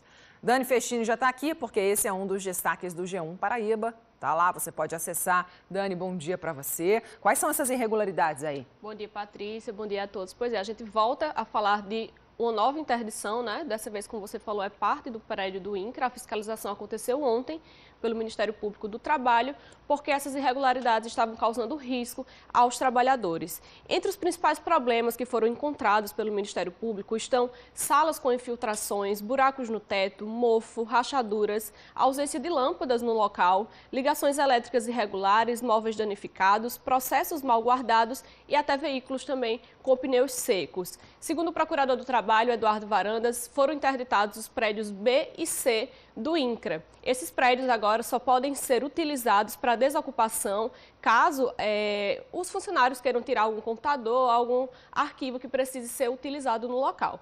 O bloco A não foi interditado porque ele não oferecia risco iminente para os funcionários do local, mas Eduardo Varandas deixou claro que o bloco também apresenta problemas e que também precisa ser solucionado. Uma audiência deve ser marcada com o INCRA, com o objetivo de estabelecer prazos para que esses problemas sejam solucionados. E aí, se essas irregularidades não forem sanadas, o caso pode se tornar uma ação judicial. A assessoria de imprensa do INCRA informou ontem que o Instituto só vai se posicionar hoje sobre o caso. Então, essas são as informações. O G1 continua acompanhando esse caso, inclusive aguardando o posicionamento do INCRA sobre essa informação. E para você ficar por dentro do assunto, é só acessar g1.com.br/pb. Tem lá todos os destaques dessa notícia e outras nessa manhã de hoje. O que está escrito na tua blusa? Lara é onde o amor está. Claro que é. Muito obrigada, Dani. Valeu, Bom viu? dia, Até. Patrícia. Bom dia para você mundo. também. Minha gente, já pensou em criar um espaço de lazer reaproveitando pneus velhos que iriam para o lixo? Em Campina Grande, a criatividade fluiu e o que ia para o lixo agora está virando arte, virando brinquedos também. Valéria Assunção foi conhecer um parquinho tudo feito de pneus que está sendo aproveitado lá pela criançada. Compare as imagens e veja a diferença. A ideia de reaproveitar pneus usados faz parte do projeto dessa escola estadual no bairro de Bodocongó, em Campina Grande. Os alunos participaram de oficinas e aprenderam a confeccionar as peças que transformaram a área antes esquecida num espaço de convivência disputado. Mudou muita coisa, porque a gente não interagia um com o outro, ficava tudo dentro de sala. E com isso a gente interage mais, vem e fica fora mais de sala. Tem até alguns professores que fazem aulas aqui. Além de decorar, os pneus velhos ganharam utilidade na horta da escola e nos lixeiros coletivos. A importância de valorizar práticas pedagógicas relacionadas ao meio ambiente. Então, práticas simples como plantio de árvores, como jardinagem, como horta, construções ecológicas são importantes para que os alunos entendam na prática muitas teorias que são faladas a respeito da sustentabilidade em si. Já esse empresário transformou a propriedade da família na zona rural de Queimadas numa área de lazer, com piscinas e parque infantil. Mas o que chama a atenção são os brinquedos feitos de pneus velhos. Eu tinha uns pneus que não eram utilizados, aí eu imaginei como é que eu ia descartar esse pneu. Eu não queria descartar ele, aí eu usei a criatividade para reciclar esse pneu. Quem vem gosta, elogio, um ambiente familiar. Quem vem sempre traz um amigo para conhecer. Matéria-prima ele tem de sobra e criatividade também. Até as mesas são feitas com os pneus. Mas quem aproveita mesmo é a criançada. E aí, você gosta desse brinquedo aqui por quê? Porque é legal, alto, dá pra fingir várias coisas com a imaginação. Você se sente que tá dirigindo um trator? É. De verdade? Mais ou menos isso. Olha só que legal esse paredão de escalada. Tem a tartaruga, a gangorra, o trator, o carro, tem a corda bamba. Dá pra brincar tudo isso de uma vez? Dá. Um dia só? Dá, e as piscinas também. São ideias simples que ajudam a transformar os espaços e, o que é melhor, a melhorar o meio ambiente onde vivemos.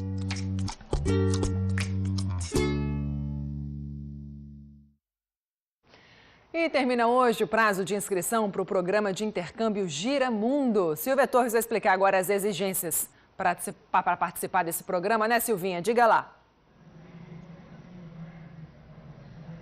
Isso mesmo, Patrícia, esse Giramundo é um programa de intercâmbio e você já disse, termina hoje, mais precisamente às 11h59 da noite. Portanto, quem pretende se inscrever tem que correr. Estão sendo oferecidas 280 vagas para estudantes da segunda série do ensino médio, estudantes da rede estadual de ensino aqui da Paraíba. Essas 280 vagas elas estão distribuídas para os seguintes países: Chile, Canadá, Colômbia, Espanha e Argentina. Daí os estudantes se inscrevem e aí eles vão passar por uma seleção dividida em 3 etapas. Aqueles estudantes que conseguirem as melhores médias vão ser selecionados. O estudante também vai passar por uma prova de idioma. Aquele estudante selecionado vai ter uma bolsa de R$ 4.500, além de seguro saúde, né? Ele deve passar 5 meses no país de destino. Para se inscrever, basta acessar o Portal da Cidadania no endereço portaldacidadania.pb.gov.br. Patrícia. Valeu, Silvia. Obrigada aí pelas informações. Bom trabalho para você e até já. A gente pode voltar a se falar nessa edição de hoje. Agora vamos para mais um intervalo aqui no Bom Dia. Daqui a pouco, nosso papo sobre política aqui no estúdio com Laerte Cerqueira, que vai comentar a aposentadoria do ex-governador Ricardo Coutinho e também a volta dos trabalhos na Câmara Municipal de Campina Grande depois de um longo recesso. Em Cabedelo, depois de muitas denúncias e do afastamento do prefeito, agora os moradores vão voltar às urnas no próximo fim de semana para escolher o novo gestor. Vamos voltar a debater a alimentação das crianças aqui no estúdio. Já já o médico pediatra, o Dr. Flávio Melo, vai responder as suas perguntas. E ainda, outras informações sobre o jogo de hoje, que é o jogo do ano para o Botafogo, na Copa do Brasil contra o Londrina. E também as informações do trânsito aqui na capital. Me aguarde, 7h19.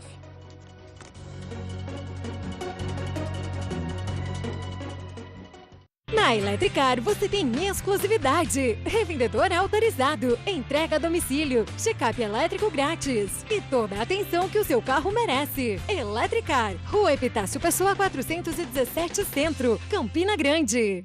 Todo dia é dia de correr atrás dos nossos sonhos. Por isso eu escolhi ser consultora Romanel. Porque me sinto segura, porque minhas clientes amam e porque conciliar trabalho e família não é fácil. Mas com a Romanel dá pra fazer tudo e eu adoro. Seja Romanel e faça tudo pelos seus sonhos. Um novo conceito em ótica. Foi o que a Paulista Laboratório Óptico criou para cuidar da sua saúde visual. Com laboratórios próprios de última geração em nossas lojas, o nosso objetivo será sempre o bem-estar da sua visão. Paulista Laboratório Óptico, João Pessoa e Campina Grande. Exclusivo! Acaba de chegar a informação que o bilhetão vai dar um Mobi Zerinho mais 10 mil reais pra você no quarto prêmio. Ajude a AIC com o bilhetão, realizando sonhos e salvando vidas. É como se fosse um banco. Tem serviço de banco, caixa, cartão, aplicativo, igual a um banco. Mas não, a Sicredi não é um banco. Aqui somos associados. Fazemos parte das decisões e temos participação nos resultados. Unimos pessoas para realizar os seus sonhos. Tudo é feito em benefício de todos. A Sicredi é para todos. Juntos, fazemos mais por você.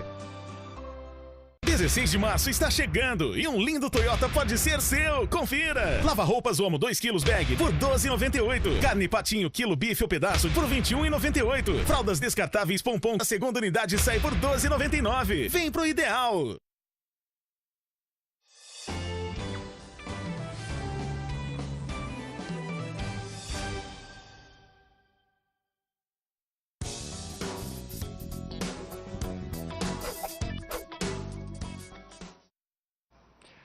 E a gente volta aqui no Bom Dia a falar sobre alimentação infantil, um desafio de muitos pais. O doutor Flávio Melo, que é pediatra, está aqui tirando dúvidas hoje. Muitas perguntas, viu, doutor, que a gente recebeu aqui desde o nosso último papo aqui no outro bloco. Vamos lá. A Paula de Santa Rita, ela praticamente faz um desabafo. Diz assim, meu filho tem 6 anos, para comer qualquer refeição é bastante complicado. Não estou sabendo lidar com isso. O que eu faço? Pois é, Paula, é muito importante procurar avaliar com o pediatra e o nutricionista o que é que pode estar acontecendo, porque pode ser desde uma questão só do hábito alimentar da família que não está facilitando, mas ele também pode ter alguma doença que está tirando o apetite. Então, os transtornos alimentares podem acontecer e precisam de acompanhamento. Pode ser o início de um transtorno alimentar? Sim, aí? É possível, mas é só uma avaliação para poder dizer isso. Uma pergunta sem nome, doutor, que chegou aqui para a gente pelo WhatsApp, mas qual é o melhor lanche que a criança pode levar para a escola no turno da manhã? É um desafio, lanche escolar, porque os estudos mostram que é o momento onde ocorre a introdução de uma série de alimentos que não deveriam. Olha aí. Então, eu recomendo que sempre exista uma fruta, né? A nutricionista é o profissional que pode fazer um cardápio alimentar, mas eu lhe digo que, em regra geral, uma fruta, um líquido, que pode ser até água, e um outro alimento, como uma fonte proteica, então um sanduichinho, mas evitar ao máximo aqueles alimentos que a gente, quando olha como profissional, fica se tremendo, né? Os industrializados, as pipocas, as bolachas recheadas e, pior ainda, os refrigerantes e os adoçados. Tem uma pergunta sobre pipoca que eu faço daqui a pouquinho. A Maria do Socorro, do bairro dos Estados, diz Luiz tem um neto de 8 meses. Eu tenho muito medo de dar a ele derivados do leite, porque o pediatra disse que a minha filha, que deve ser a mãe dele, era APLV, alérgica à proteína do leite da vaca, não é isso? E eu não deveria dar alimentação para ela até 1 ano desse tipo. Temos que tentar e ver a reação do meu neto ou já é procurar um alergologista? É preciso diferenciar o seguinte, uma vez que esse bebê amamente e a mãe consuma produtos à base de leite, ele vai ter contato com a proteína. Outro ponto importante é dizer que nenhum bebê abaixo de 1 ano deveria consumir leite integral, na forma fluida. E outra coisa também que eu digo é que mudou um pouco o paradigma dessa questão da prevenção das doenças alérgicas. Antigamente, nós pediatras, e as mães ficam confusas e eu coloco um pouco a culpa na gente também, porque a ciência muda. Antigamente, a gente pedia para evitar os alimentos com maior potencial de alergia na introdução alimentar. Exato. E os estudos mais recentes mostraram que é o contrário. A gente tem um momento, que é entre 6 meses e 1 ano da introdução, que justamente o corpo abre uma janela imunológica para receber e tolerar esses alimentos. Então, evitá-los pode ser problema. No caso da alimentação láctea, mais próximo de 1 ano de vida. E na forma de outros alimentos, como o iogurte natural integral, os queijos, Perfeito. Mas não no início. Agora, o leite fluido, não. Ana Maria de Campina Grande, meu filho tem 4 anos e não come nada. O que eu devo fazer? Já fiz de tudo para ele poder se alimentar, mas eu não consigo. Até água ele mal toma, só que é o peito. Eita, pois é, uma coisa importante de dizer assim, a amamentação prolongada ela não é prejudicial. Certo. Porém, a introdução alimentar correta vai evitar essas situações. A gente precisa entender por que ele não come ou se a expectativa de comer que ela tem está um pouco diferente da realidade de uma criança que é magrinha porque é saudável. Então, de fato, é preciso avaliar individualmente para a gente entender o que é que está acontecendo com ele, para ele estar recusando. Isso parece que já responde a pergunta do Adriano, de Itabaiana, dizendo: minha filha tem 4 anos e mama. O leite ainda serve? Ele pergunta. Eu falo para as mães que só elas sabem o quanto o peito salva na hora das doenças. Nossa. Então, assim, a criança ela pode rejeitar tudo, mas dificilmente quando está doente rejeita o peito, rejeita o leite materno. E o leite materno na hora da doença é fonte de hidratação, é fonte de componentes imunológicos e é fonte de alimentação. Então, amamentar não é problema prolongadamente de forma nenhuma. Olha aí. A pergunta de Ana Luísa de João Pessoa é interessante. Como saber se o bebê está satisfeito com o leite materno? Ela pergunta, um bebê de 1 mês que acorda meia hora é normal? Pois é. Vamos dizer que seu bebê está um ponto fora da curva, porque meia hora é complicado, mas de fato os bebês têm muita dificuldade para dormir. E o bebê que amamenta, uma vez que o leite materno tem uma maior digestibilidade, esvazia mais rápido o estômago, ele pode requisitar mais. E com 1 mês de idade, o bebê está super faminto, ele está assim, comendo de instante em instante. O que eu falo é que é preciso avaliar se além disso não está havendo um problema ou até não está havendo pouco aporte de leite materno para o bebê. É uma coisa que precisa ser avaliada de caso a caso. O bebê apresenta algum sinal de saciedade quando ele mama e está ok? Sim, normalmente o bebê, a mãe deve oferecer o seio antes dele ficar faminto, chorando. Sim. E depois que ele alimenta, ele às vezes até ele sai do seio e chora um pouquinho, mas depois ele se acalma. Entendi. Então, aquele bebê que sai do seio ou durante a mamada sempre está irritado e permanece irritado, pode ser sinal de algum problema. A Lidiane Farias, de Manaíra, quando que eu devo dar pipoca ao meu filho? Tenho medo que ele se engasgue.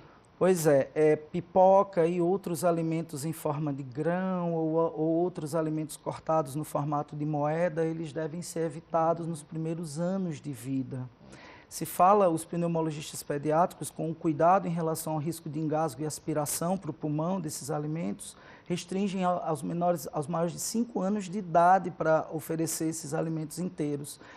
No Guia de Introdução Alimentar da Sociedade Brasileira de Pediatria se fala acima de 2 a 3 anos. Então, eu falo que tem que usar o bom senso. Uma criança pequena não deve comer pipoca, não deve comer amendoim no formato do grão, deve ter cuidado com isso. Pergunta da Maria Luísa, de Jardim Planalto, aqui na capital. Tem uma filha de 3 anos que gosta muito de leite fermentado. É saudável ela tomar todo dia? O problema do leite fermentado é que ele tem uma coisa boa, que são os probióticos, mas a maioria deles tem uma coisa ruim, que é o açúcar, nesse caso. Então, como a gente restringe o açúcar abaixo de 2 anos, eles não deveriam ser utilizados por crianças abaixo de 2 anos. Acima de 2 anos, a questão é a quantidade, a frequência, existe um limite. Então, tem que ter cuidado para que ela, daqui a pouco, está tomando mais leite fermentado e açúcar do que a água. Olha aí. Natália do Valentina, minha filha nasceu de 8 meses com refluxo. O que eu posso fazer? Pois é, Natália, é importante dizer assim, o refluxo incide mais nos prematuros por conta de imaturidade do trato digestório, porém é preciso diferenciar se é refluxo normal, a regurgitação normal que os bebês têm por essa imaturidade, ou se de fato tem uma doença do refluxo gastroesofágico, essa sim merece cuidados. Em geral, aguardar um pouco mais de tempo depois da mamada aqui na posição no ombro, sim, e elevar a cabeceira do berço do bebê para ele ficar mais alto, são as formas de ajudar. Edilma, de Campina Grande, tem uma bebê de 5 meses. Ela está com uma tosse alérgica, já que eu não posso dar nenhum remédio. Tem algum alimento que ajude a combater naturalmente? Primeira coisa, tosse pode ser várias situações diferentes. Então, é importante que o bebê seja examinado. Segunda coisa, oferecer xaropes sem a indicação médica pode causar uma série de problemas e efeitos colaterais. Então, no caso, eu indico que você procure um pediatra para auscultá-la, para avaliá-la. Maria de Jesus, de Alagoa Grande, meu filho tem 8 meses. Iniciei a introdução alimentar desde os 6, mas ele não aceita. Lembrando que ele não mama mais agora, ele só toma mamadeira. Aí... Pois é, eu falo que também uma das coisas que acontece é que na hora da introdução alimentar é preciso que haja também uma diminuição do aporte da fórmula no sentido de facilitar. Eu vejo que às vezes as mães chegam na hora do almoço, oferecem aquela mistura de alimentos que eu falei, e aí logo depois, porque o bebê ficou um pouquinho irritado, colocam uma mamadeira de fórmula. E a fórmula tem uma digestibilidade menor, então vai atrapalhar as refeições do bebê futuras. Então, na hora que o bebê come, não deve ser complementado de fórmula. E se houver fórmula demais, ela vai atrapalhar a vontade dele comer.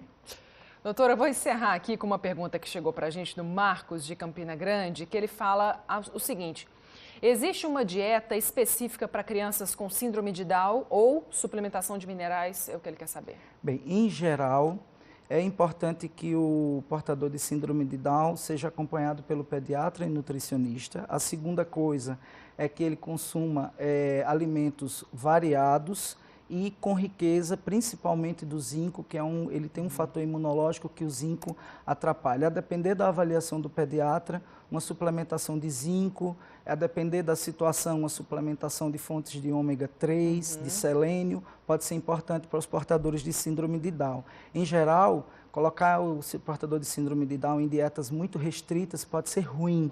Então, não fazer isso por indicação de internet, de blogs, e sim com um acompanhamento. Mas eu falo que uma dieta de pouca besteira é boa para qualquer criança. É isso, verdade. Doutor Flávio Mello, a gente ficaria amanhã aqui, doutor, porque a quantidade de perguntas que chegaram aqui mostra o quanto que esse assunto realmente é delicado, é um desafio para pais e mães fazerem as crianças comerem bem, claro, com qualidade. Mas eu agradeço demais a participação do senhor aqui no Bom Dia, já foi ótimo, deu para a gente responder muitas questões. Um prazer recebê-lo, até a próxima. Muito obrigado, Patrícia, um bom dia a todos. Para o senhor também. Dentre os destaques do Bom Dia Brasil, que começa daqui a pouquinho, às 8 horas, está o caso da investigação da morte de Marielle Franco e do motorista dela, Anderson Gomes, que aconteceu há quase um ano. Ana Paula Araújo. Olá, bom dia. Depois da prisão dos suspeitos pela morte da vereadora Marielle Franco e do motorista Anderson Gomes, como ficam as investigações para descobrir quem mandou matar e o motivo? Rony Lessa e Elcio Queiroz passaram a noite na delegacia de homicídios e podem ser transferidos hoje para o conjunto de presídios de Bangu. Na casa de um amigo de Rony, a polícia encontrou um arsenal com mais de 100 fuzis. Mais um forte temporal atinge São Paulo. Uma mulher desapareceu depois de cair no córrego. A inflação do café da manhã, os preços de alimentos básicos como pão e leite disparam. Descoberto nos Estados Unidos um esquema de compra de vagas em faculdades, que envolvia até atrizes famosas. Na Libertadores, o Palmeiras vence fácil, Grêmio e Atlético Mineiro perdem e se complicam na competição. A gente mostra daqui a pouco às 8 horas. Até já. Foi enterrada ontem na cidade de Vieirópolis, no sertão do estado, a paraibana morta a golpes de faca pelo ex-companheiro. O crime foi durante o último fim de semana em São Bernardo do Campo, interior de São Paulo. O velório da paraibana Nayara Lima, de 27 anos, foi na cidade de Uiraúna, no Alto Sertão do estado. O corpo ficou por algumas horas na casa da tia de Nayara, onde familiares e amigos aproveitaram para se despedir da jovem. O crime foi na manhã do último domingo. Segundo a polícia, o principal suspeito do crime é o ex-companheiro de Nayara, Juscelio Alexandre da Silva, de 45 anos, que está foragido. O caso vem sendo tratado como um feminicídio, que é quando ocorre morte intencional de mulher. É uma barbaridade, não é isso? O pessoal hoje não estão pensando, raciocinando e estão tirando a vida de pessoas jovens, né? Que a justiça seja feita, porque nós mulheres precisamos de justiça, de apoio, para que os homens respeitem mais as mulheres na sociedade.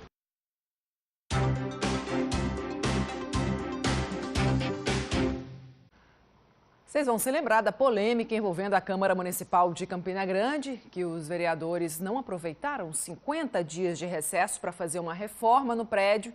E aí deixaram para fazer isso na volta aos trabalhos no mês passado, que, claro, obviamente, o trabalho teve que ser paralisado de novo por mais alguns dias, ou seja, recesso prolongado. Laerte Cerqueira, bom dia para você. Dias. Que benção, hein, gente? 70 dias de folga. Bom dia a todos, quase 70 dias. Era uma reforma na parte elétrica, inclusive porque podia pegar fogo na Câmara, segundo a mesa diretora. Agora sim, as sessões foram retomadas e eles vão ter que repor até o meio do ano os dias que ficaram parados. Marcos Vasconcelos tem as informações. Após o recesso e também uma pequena pausa, a Câmara de Vereadores está retomando as atividades aqui em Campina Grande. Estou com a vereadora e presidente da Câmara, Ivonete Ludigero. Primeiramente, foram cerca de 50 dias aí de paralisação, juntando com o recesso. Algum prejuízo? Nenhum prejuízo. Na realidade, essa paralisação da energia, o recesso é normal. Do final do ano, nós tivemos na nossa presidência a diminuição de 19 dias do recesso e essas 6 sessões que faltaram para esse trabalho de energia, nós vamos repor nas segundas e sextas a partir do mês de maio. Promete ser um ano difícil por toda a conjuntura nacional? A parte mais difícil para a Câmara hoje é a parte financeira. Nós passamos por uma crise que é nacional e nós não ficamos de fora.